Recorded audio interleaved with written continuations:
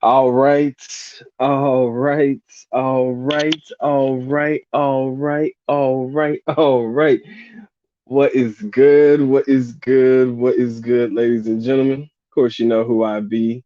Good Doc, Dr. Mike TV.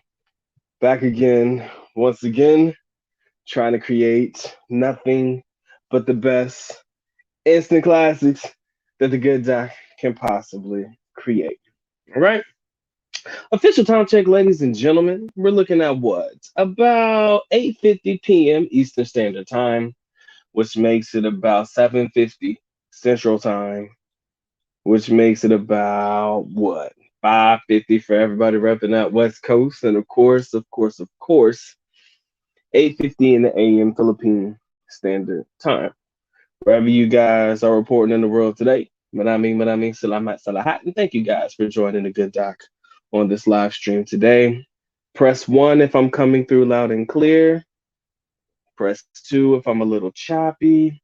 I just need to see to it that the live stream is coming through loud and clear before we talk about today's topic. All right, so definitely give me some ones, give me some thumbs up in the chat so that I can make sure I am coming through as loud and clear as I possibly can. Victor, what's going on? My man King Arthur, what's good with you, bro? Wayne Johnson, I appreciate you guys dropping in. Jerome, Dark Sun Bright One, if you got a name, I'll call you by that. All right, ladies and gentlemen, I think that we are coming through loud and clear. All right, guys, I appreciate y'all coming through. Now, as many of you guys know, the good doc lived in Davao City for a period of time. More specifically, that period of time was between 2006 to 2017 standard. But in the meantime, in between time, 2018, 2019, I had a chance to visit back in Davao City and spend a lot of my time there. All right. So I wanted to talk to you guys real quick about my experiences living under martial law in Davao City. Right. I had somebody ask me the other day about Doc, man, people are rehashing all of this martial law stuff with the Marcoses and stuff like that. And they were like, Doc, I know that y'all had martial law in Davao City. I want you to tell me about it. I want you to, explain in depth what you were going through in reference to your experiences during martial law in Davao City. And I was like, that's something I never really talked about, brings back some very fucked up memories. But ideally, I felt like, man, there's no better time than the moment to talk about it and, share my experiences and what my life was like in Davao City living under the martial law. But before we actually get into my time and experiences living in the Philippines during this time, I want to define by definition what martial law is. My man Reggie Dallas, what's good? Edward Crandell, Nicholas, I see you guys, my boy Mike. Appreciate y'all coming through. All right, y'all make sure y'all drop a like on this one, man. Don't leave the like button hanging because we're gonna go in on this one. All right. So I got the definition here on my phone. Follow with me. All right. So, by definition, martial law is the temporary imposition of direct military control over normal civil functions or suspension of civil law by a government, especially in response to a temporary emergency where civil forces are overwhelmed or in a particular occupied territory. So basically, direct military control in a moment and time where emergencies are in, there are certain emergencies that must be dealt with, right? So, as you guys know, and I'm going to bring this up for you guys because I think that it's noteworthy for you guys to at least get an understanding of what the whole martial law situation was. So, if you give me a uno momento, I will bring this up for you guys so that you can see exactly what I want you guys to see. Or sharing the documents that I pulled up online. All right, let's see. There we go. All right, I hope you guys can see it. It should be coming up momentarily. If it's not up, please let me know. Let's see. We're here? Yeah, it looks like we're good. All right, so let me turn my camera off real quick. Y'all can see me, you can still hear me. All right, so I'm gonna try to zoom in on this so that you guys get a better look at the document. This document is prepared, excuse me, too close, by the Department of National Defense in the Philippines, right? And this is a statement of termination of martial law in Davao in the Mindanao region, more specifically the Davao City area in which I was living in, right? So maybe you can read it, maybe you cannot, but I will gladly, read it out loud so that you guys can see it and highlight important areas. All right. So at midnight, the 31st of December 2019, I'm sorry, yeah. The martial law in Mindanao will end after 2 years and 7 months, 953 days of effectivity. All right. So between 2017 and 2019, Davao City was under martial law, just in case you guys didn't know. All right. So martial law was declared on the 23rd of May, 2017, a day after the ISIS affiliated group attacked Marari with the objective of establishing a caliphate or faith, excuse me, in Mindanao. It was extended from July 24th to December 31st of 2017, and then two other extensions were granted by Congress for the entire years of 2018 and 2019. So basically, from 2017 to 2019, Davao City was under martial law. Okay.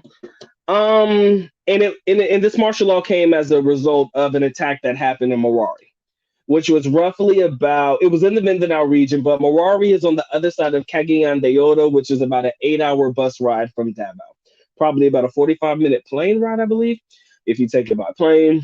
But on the other side of Cagayan de Oro, there was a situation, and people were under the assumption, and even until this day, if you ask certain people, the whole ISIS situation that was happening in the area at the time, people were under the assumption that ISIS was trying to infiltrate the Philippines by way of Mindanao. So as a result, the world, more specifically Davao City, my world was basically turned upside down as I was living in Davao City, and it was under martial law. Okay, so I'm gonna read the rest of this. Actually, I don't have to. It's basically like saying, look, guys, martial law is completely over. This is a documentation. If you ever want to, look it over yourself, it tells you the effective dates, and it's signed by then Secretary of National Defense. I think that's Delphin Lorenzana. Okay, so you can Google it if you want to at your own. No, I'm not gonna say at your own risk, but you can Google it on your own accord. All right. So yes, ladies and gentlemen, your boy was under martial law, man, and I gotta admit, man, it was interesting. But he said, Mike says he was in Iligan in late 2018. It was between Cagayan and Marari. That was crazy weird. Yeah, it was definitely a situation out there, man. It was something else. The vibes, right? The vibes are different in places where they're under martial law, right? This is nothing to play with, man. These are no games, direct military control. That means anywhere and everywhere that you go, you're going to see police, right? You're going to see men with heavy duty firearms. We're not just talking about sidearms, 9 mils, 45 cals, none of that. No, we're talking about some serious AK-47s, some AR-15s. We're talking about some, well, maybe those weren't the actual guns, but we're definitely talking about some heavy duty weapons, right? These are the people that were put in place to protect the civilians against themselves, I guess, right? They were there to protect the civilians. And as a result, I wanted to share something with you guys that a lot of people don't really get a chance to see, right? A lot of people don't get a chance to see this, but this is not a Dr. Mike exclusive or anything, but I wanted to share with you what life was like for somebody like myself in Davao City during the time of martial law. Okay. Exhibit A, ladies and gentlemen, Exhibit A. Bruh, man. Davao City didn't change at all, bro. Davao City did not change at all. As a matter of fact, all I did was feel safer, man. The police, the military presence, man. These people were super cool, man. People over here taking pictures. I have my pictures at home. I didn't get a chance to upload any of them, but check this out, man. People are living their best lives here in Give me a second, guys. Hold on. I gotta find the profile. Give me 1 second.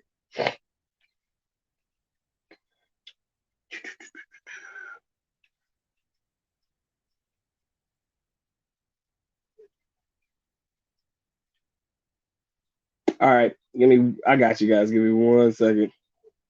Let me get back to it.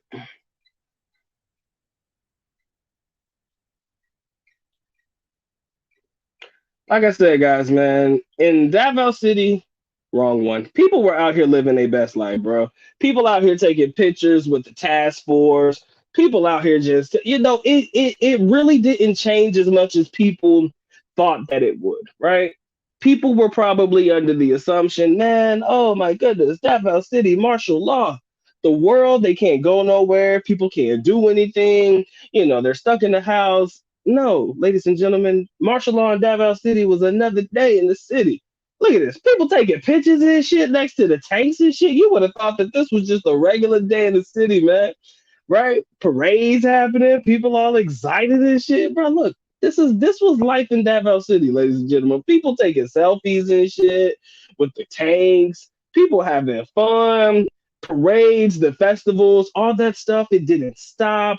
They were still people crowding the streets, people taking pictures with the task force. Honestly, guys, the task force was a lot like rock stars in Davao City to me. They were like the rock stars, right? People over there taking pictures. Yo, they got this cool ass weapon. Let me take a picture next to this guy with his cool ass weapon and stand next to a tank and have these fun ass pictures and stuff like that, right? Like I'm showing you guys, man, this here was life in Davao City. As a matter of fact, I would go out on a limb and share with you completely that, in all honesty, man, it was hard to even tell that we were under any type of martial law. I would be remiss if I didn't tell you guys it was almost like another day in the city, and you almost forgot that you were under any type of martial law, right? So how do we survive? We survive by being friendly, man. We survived by talking to the people who was holding the weapons, right? We survived by associating ourselves and being cool with and or buddying ourselves with members of the military task force, right? The task force was some pretty cool people. Get a couple drinks in their system, man. You would love the stories that they've shared. So while everybody was under the assumption that Davao City was on lock and key, and everybody was just all scared and shit. Oh my God, there's military, there's guns. What are we gonna do? Everybody was under the assumption that that was the way life was going. That was literally what I showed you the way life was. Nobody was really pressed about anything. Nobody was really scared of anything. Nobody was really under the assumption that they had to live by survival of fittest rules. People were out there living their best lives, man. And I happen to be one of the very few people out there that had a chance to experience martial law in Davao City. And as I speak, I think even some of my videos that were shot in Davao City had a lot of police presence in them. When I went to the night market, you definitely were aware of a police presence. And that came as a result of the night market situation that happened years ago, in reference to there was a night market bombing over there near Rojas. It was bad.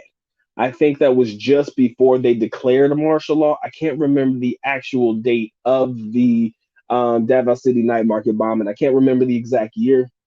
I want to say that was just before they did martial law, maybe a year or so prior, or it could have been around the exact same time. I couldn't remember. But what I do know, guys, is Davao City is still an experience, right? Davao City is still, in my opinion, a definitely must-see place, like a place for you to check out. I'm not telling you that you got to live there. I'm not telling you that you got to commit your life to Davao City. I'm just saying that's what I love, right? I'm just saying that that's where I have my bread and butter. That's where I spent the majority of my time, and that was where I was able to create my own, come into my own, and be whoever the fuck I wanted to be. And it just so happened to be during a time wherein the military presence was super heavy. Everybody, hey, Joe, hello, Joe, what up, Joe? It's literally no different. These men dressed in their army fatigues with their high powered caliber rifles and shit like that. And I'm not saying this to be funny, but I'm saying this to be real, ladies and gentlemen. They were fanboys too.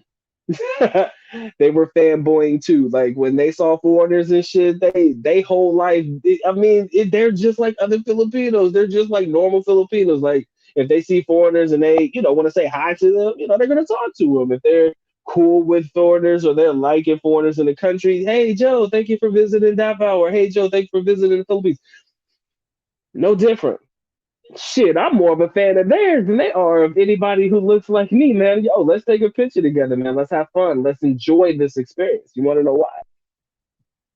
Because at the end of the day, guys, this is one of those, I'm not going to call it a once in a lifetime experience, but when you can get around them and you can see them and you can have fun and you can just chill and enjoy spending time with the military in Davao City, why wouldn't you do that? If you had an opportunity, why would you do that? Romeo, how you doing? Appreciate y'all coming through, King Arthur. My man Mike, I appreciate y'all there. But yes, ladies and gentlemen, it was very easy to survive life in Mindanao during martial law. How easy was it? No different than any other day I've lived in Davao City, guys. No different than any other day. Now, with that being said, I can see why this large military presence or the way Davao City is structured could deter a lot of people from traveling through. I can see that. I'm cool with that. Matter of fact, if that's what scares you away, I can't encourage you to come. But I will be remiss if I didn't say this. I would rather have that police presence every single day of my life in Davao City, knowing that these are the people that are going to protect me and the other citizens of the Philippines while I am currently in their city. I would rather have that any day and every day of the week than walking around having to look over my shoulder every day of my life. Now, if I had to weigh the pros and cons of living under martial law in Davao City or spending another minute here in the United States of America, give me martial law, baby. Just go and give it to me, man. I'll be all right. I'll make it work. I say that to be funny, but I say that to be real. There was nothing about martial law that if you've ever spent any time in the Philippines that was any different than any of your normal experiences within the country. And I bet on that. I bet on that. I think a lot of people allow their fears to cripple them. I think that a lot of people allow their sentiments about a place they've never been to deter their travels. But then again, I can't blame them because if you have Manila and you have Cebu and you have Angeles City or AC and you got all these other places that you might want to go, chances are many of y'all are going to choose those outlets before you choose Davao. And that's 100% okay with me. As Davao's biggest advocate and how can I say this? Its biggest advocate plus its unofficial ambassador, unofficial foreign ambassador, it's a great place to check out. And if you don't, you don't, right? I'm not gonna sit there and tell you you're gonna miss anything. It's fantastic if you don't come to Davao, but your Davao City experience, I bet your ass will rank in your top experience, in your overall experience in the Philippines. And everybody that I recommend to go to Davao City, whoever came to Davao City under my recommendation can vouch for that. That's why I'm confident enough to say it. Anybody who has ever touched foot in Davao City because Doc told them about it, they be like, Doc, he was right about everything he said about Davao. It's not a bragging point, ladies and gentlemen. It's just a factual point. Again, everybody's experiences, everybody's way of living, what people find to be cool, what people don't like, activities, and all of the above. I will not tell you that Davao City is for everybody. As a matter of fact, I will go out on a limb and tell you the Philippines is not for everybody. But for those that were able to give it an honest chance and say, you know what, man, let me just let my hair down figuratively and literally and see what the country has to offer. If I don't like it, at least I don't live with the regret of saying I would do something and never do it, or saying I would go somewhere and never go. You can't have all this hype around a particular city and not check it out, bro. You just can't. Martial law and all, man. Again, I understood the reason why they claimed it. I understood the reason why the world was underneath it. But guess what? It's over now. And I almost, no, actually, I will tell you the truth. I did not know it ended. I did not know it ended. Even when I was there, I didn't know it ended.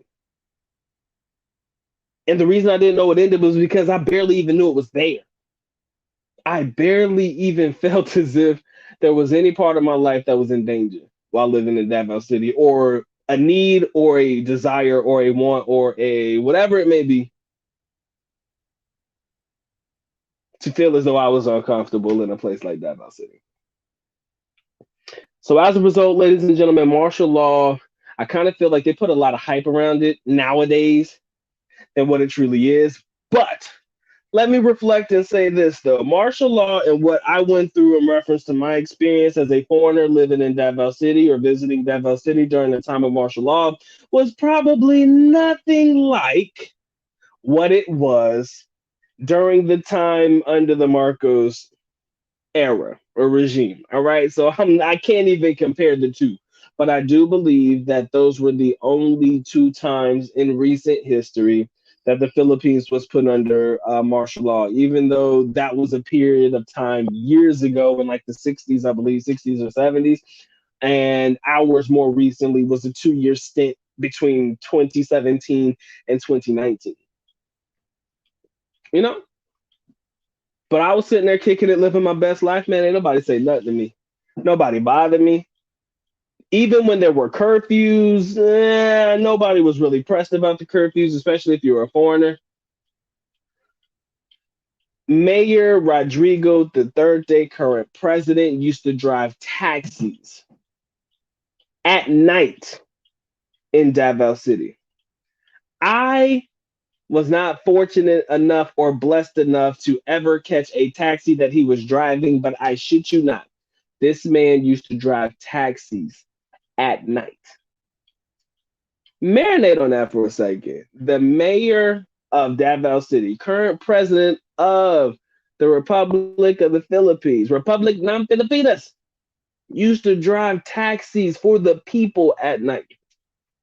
And everybody knew, man. Everybody knew that he drove taxis at night. Everybody knew that every Sunday morning this man would ride with his motorcycle club and all of that shit. They knew that this man was out and about his life, right? He was about his shit. So nobody was really pressed about it because I think that his presence within the city is what made a lot of people feel safe, myself included. I ain't gonna cap, bro. I loved living under the Duterte regime when I was in Davao City. I have no complaints whatsoever. I felt safe. I felt like at 11 o'clock at night, if I wanted to walk home from a club, I wasn't in any type of danger. Or at least anybody who would think about causing me harm would think twice about it because they knew the results and the ramifications of their actions if they ever put their hands on a foreigner. That motherfucker was about that life. You feel me?